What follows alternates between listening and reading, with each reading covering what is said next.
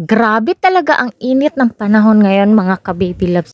Ako lang ba ang naiinitan? For today's video mga ka-baby loves ko, mag-refreshing taoy kay grabe naman jud ka-init. Magbuhat ta og fruit shake mga ka-baby loves ko. So ito ang gamitin natin. Melon, melon, melon, melon. Coco melon, coco melon. Gatas, gatas, gatas. Ibap na gatas. White sugar. White sugar. So, eto lang ang gamitin natin mga ka-baby loves ko. First, alisin na muna natin itong sticker mga ka-baby loves ko. Baka masama to siya sa fruit shake natin. And then, alisin din natin itong isa, itong sticker. So, yan. Balata lang natin ang ating coco melon mga ka-baby loves ko. So, ang bango siya. Mabango siya mga ka-baby loves ko. So, pwede na to siya talaga. So, yan. Balata lang natin. Bago natin siya hiwain mga ka-baby loves ko. So, ganito lang. So, easy lang. So, balata natin. Maganda to siya. So, lalo na sa panahon ngayon mga ka-baby loves ko. Grabe ang sobrang init. So, ngayon, ito na namang isa. Balata natin. So, dahan-dahan lang tayo kasi yung kutsilyo natin, ay, delikado talaga ito. So, ayan. Pati kamay na balatan. May marites kasi sa tabi ko, kaya ayan tuloy, pati kamay na balatan. Pero don't worry mga ka-baby loves ko, okay lang ako. So, ito na yung melon natin mga ka-baby loves ko. Alisin na natin yung buto niya. So, yan, hiwain lang natin mga ka-baby loves ko. And then, tanggalin natin yung buto dahil hindi natin to siya kailangan. Kuha lang tayo ng kutsara mga ka-baby loves ko at alisin natin ang buto kasi hindi natin to isama sa shake natin.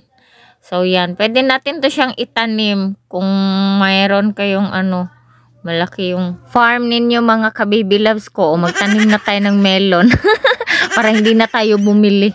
Tapos dito mga ka-baby loves ko, hiwain lang natin siya ng maliit na bahagi. Ganyan lang siya, wag masyadong maliit. Baka mapagod kayo.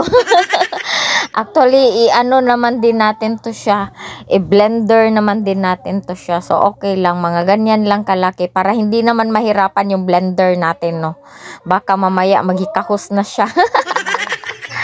So, ayan mga ka-baby loves ko, ilagay na natin siya pakonti-konti lang sa blender para hindi siya mag-stack up. Kasi pag nilagay mo siya lahat, baka mag-stop siya, hindi siya makaikot mabuti. So, yan, pakonti-konti lang muna. Tapos, ilagay din natin ang ating evaporated milk. So, ayan na mga ka-baby loves ko. Start na natin ang ating mekos-mekos. So, maglagay tayo ng pakonti-konti. Huwag natin biglain mga ka-baby loves ko kasi mag-stack up yung yung blender natin. So, ganyan lang. And then, imi-mix-mix natin para maggalaw naman, hindi na gumalaw. Kasi may naipit. O, yan. So, ganyan lang. So, ganyan lang kadali mga ka-baby loves ko. Makakagawa na kayo ng masarap na melon shake. Ay, tingnan nyo. Pati daliri ko nabalatan din. So, pakunti-kunti lang ang lagay natin para ma-mix talaga siya. So, yan. Tapos, naglagay na din ako dito ng ice mga ka-baby loves ko at saka sugar. So, kayo na ang bahalang magtansya kung gaano katamis yung gusto ninyo na fruit shake.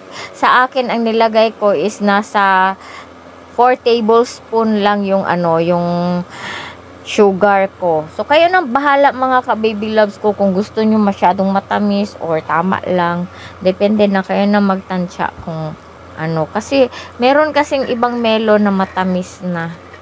So, yan. Inubos ko na yung isang lata ng condensed milk. So, kay grabe man kabubita ang akong phone, wala na yung na-save.